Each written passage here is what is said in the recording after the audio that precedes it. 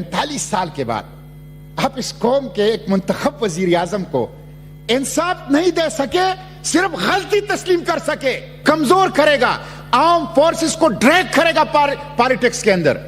इमरान रियाज को रिहा करें, असद तूर को रिहा करें, सहाफियों को रिहा करें, मीडिया। मैं आज भी ये कहता हूं, ये अपर हाउस है और हाउस ऑफ द फेडरेशन है। सूबों को हुकूक दो तो पाकिस्तान मजबूत होगा। आईनी हुकूक दो, मालियाती हुकूक दो, सियासी हुकूक दो जो इस दस्तूर ने दिए हैं। और 18वीं तरमीम का मैंने यहां पे दिफा किया।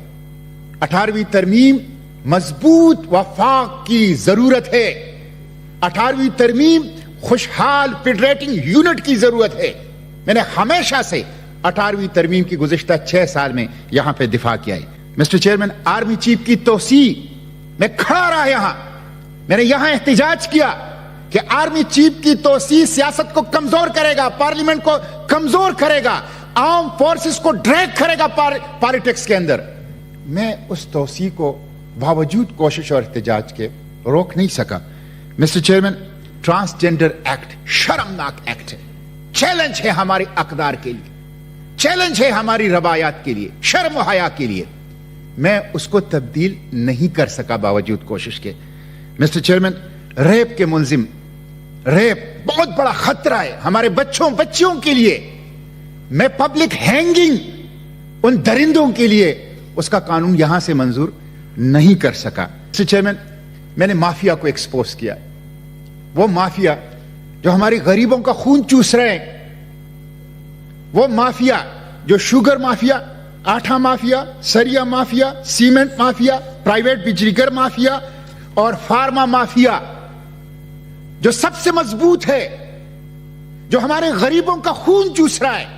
मैंने बिला खौफ व खतर उस माफिया को एक्सपोज करने की कोशिश की। मैंने उनके खिलाफ बोला है और इस बोलने में मुझे धमकियां मिली है, इस बोलने में मुझे डराया धमकाया गया है, मुझे लालच भी दिया गया है, लेकिन मैं अल्लाह का शुक्र अदा करता हूं। चीज तो यह है मिस्टर चेयरमैन कि सबसे पहली चीज यह है कि अगर हम पाकिस्तान को ट्रैक पे लाना चाहते हैं तो सिविलियन सुप्रीमेसी इस कानून कॉन्स्टिट्यूशन के मुताबिक। सिविलियन सुप्रीमेसी नहीं है। कोर कमांडर कॉन्फ्रेंस ने अभी कल परसों प्रेस रिलीज जारी किया कि हमारा इलेक्शन में कोई काम नहीं था। यह 21वीं सदी का सबसे बड़ा मजाक था। प्रेस रिलीज से वजाहतें ना करो, इकदामात से वजाहतें करो, अपने अमल से सबूत दो कि आपका इलेक्शन और पॉलिटिक्स में कोई काम नहीं है, तब अवाम मानेंगे। इसलिए मिस्टर चेयरमैन, सिविलियन सुप्रीमेसी बुनियाद है। जब एक साबिक वजीर साहब कहते हैं कि जनरल बाजवा और जनरल फैज पार्लियामेंट से कानून साजी करवाते हैं, 22 ग्रेड और 21 ग्रेड का अफसर पार्लियामेंट को उठाता और बिठाता है, तो मिस्टर चेयरमैन इस कॉन्स्टिट्यूशन के मुताबिक कहां सिविलियन सुप्रीमेसी है? यह बात याद रखें, जब तक इस बाबाए कौम के विजन के मुताबिक ट्रू डेमोक्रेसी नहीं होगी, हाइब्रिड डेमोक्रेसी होगी और सिविलियन सुप्रीमेसी नहीं आएगी, कभी माशी मसाइल हल नहीं हो सकते, कभी सियासी मसाइल हल नहीं हो सकते, कभी पाकिस्तान ये मुल्कों की बिरादरी में सर उठा के नहीं चल सकता। बुनियाद है पाकिस्तान की बका का सिविलियन सुप्रीमेसी। जाते जाते ये कहूंगा कि सियासी जमातों को इंटरनल डेमोक्रेसी लानी चाहिए, सियासी जमातों को परफॉर्मेंस डिलीवरी के ऊपर नजर रखनी चाहिए, सियासी जमातों को नजरियाती वर्कर को अहमियत और हैसियत देनी चाहिए।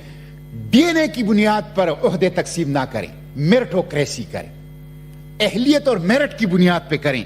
मैं उन पे ज्यादा तनकीद इसलिए नहीं करता कि उनके ऊपर सियासत जाओ तो के ऊपर तो वैसी तनकीद बहुत होती है। अब ये देखें, कल भुट्टो रेफरेंस का फैसला आया है। मिस्टर चेयरमैन, आप देखें 45 साल के बाद आप इस कौम के एक मुंतखब वजीर आजम को इंसाफ नहीं दे सके, सिर्फ गलती तस्लीम कर सके। किसी जज के साथ कभी यह काम हुआ है जो वो मुंतखब वजीर आजम के साथ हुआ है? किसी जर्नैल के साथ कभी यह काम हुआ है जो मुंतखब वजीर आजम के साथ हुआ है? और मुझे उस फैसले का पैरा सवाल नंबर 14 में पढ़ता हूं, मुझे दुख है जो कि चीफ जस्टिस ने लिखा है।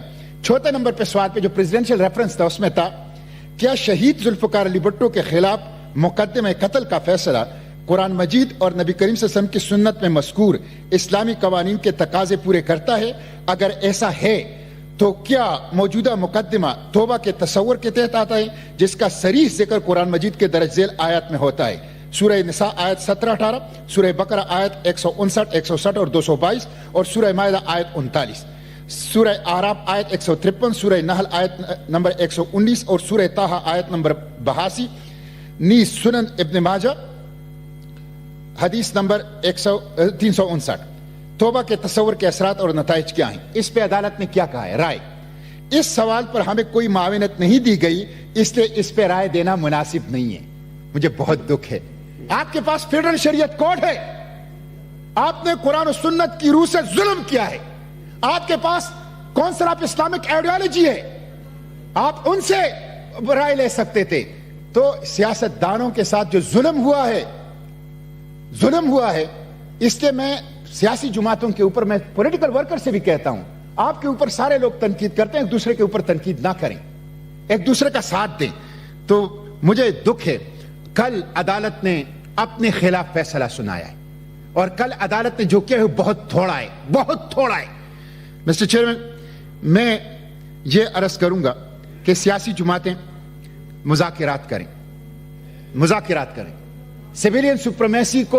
سیویلین سپریمیسی کو انشور کرنے کے لیے ایک دوسرے کے ساتھ بیٹھیں، ایک دوسرے کو راستہ دیں، مذاکرات کریں، نان الیکٹڈ فورسز کو دھکیلنے کے لیے ایک ہی نقطے پر متفق ہو جائیں کہ یہ ملک عوام کا ہے، حقی حکمرانی ان کا حق ہے، اور وہ چوزن ریپریزنٹیٹیو کے ذریعے، پارلیمنٹ کے ذریعے اس کو استعمال کرے گا۔ اس کے لیے اتفاق کریں، اور جتنے بھی سیاسی قیدی ہیں ان کو رہا کریں، سیاسی قیدی کو رہا کریں، عمران ریاض کو رہا کریں، اسد طور کو رہا کریں، صحافیوں کو رہا کریں۔